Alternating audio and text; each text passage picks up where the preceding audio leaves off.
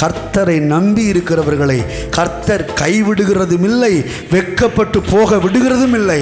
கடைசி வரைக்கும் ஒருவேளை இவங்க அவரை விட்டு தூரமாய் போனாலும் கூட அவர் தம்முடைய அன்பின் கயிறுகளை விட்டு மறுபடியும் இழுத்து அவர் செய்ய வேண்டியதை செய்து முடித்தார்.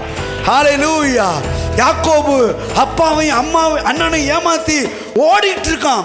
ஓடி போய் எங்கேயோ ஒரு இடத்துல ஒரு கல்லை எடுத்து வச்சு படுத்திருக்கான் பாருங்க. படுத்து கிடக்கிற போது கர்த்தர் சொல்றாரு, நீ படுத்து கிடக்கிற இந்த தேசத்தை உனக்கு உன் சந்ததிக்கும் நான் தருவேன் அப்படின்னு இவர் சொல்றாரு. ஆனா அவன் என்ன சொல்றான் தெரியுமா?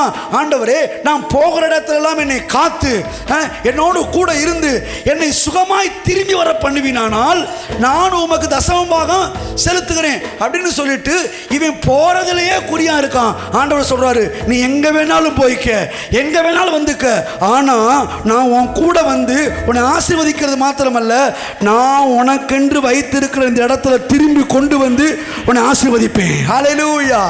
கர்த்தர் கூடயே போறாருங்க, கூடயே போறாரு. 20 ஆண்டுகள். எத்தனை ஆண்டுகள்? 20 ஆண்டுகள். அப்பா கைவிட்டாரு, அம்மா கைவிட்டாங்க, அண்ணன் கொல்றதுக்கு கலைஞ்சுக்கிட்டு இருக்கான்.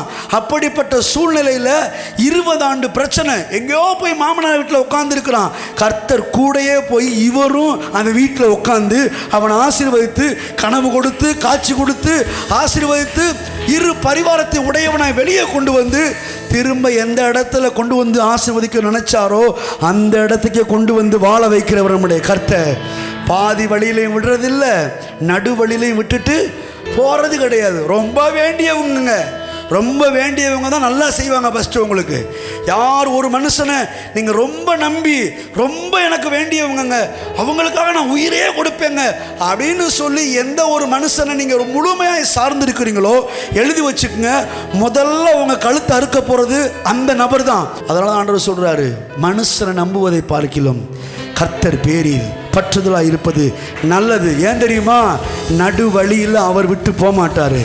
ரொம்ப வேண்டியவங்க கூட அவங்களை விட்டுட்டு போயிடலாம், ஆனால் கர்த்தர் எந்த காலத்திலையும் விட்டு போக மாட்டார். எத்தனை பேர் கர்த்தரை தெய்வமாக கொண்டோ திருவரையில் வைக்கப்பட்டதில்லை, அவரையே ஆதரவாய் கொண்டோ நடுவழியில் நின்று போகவில்லை.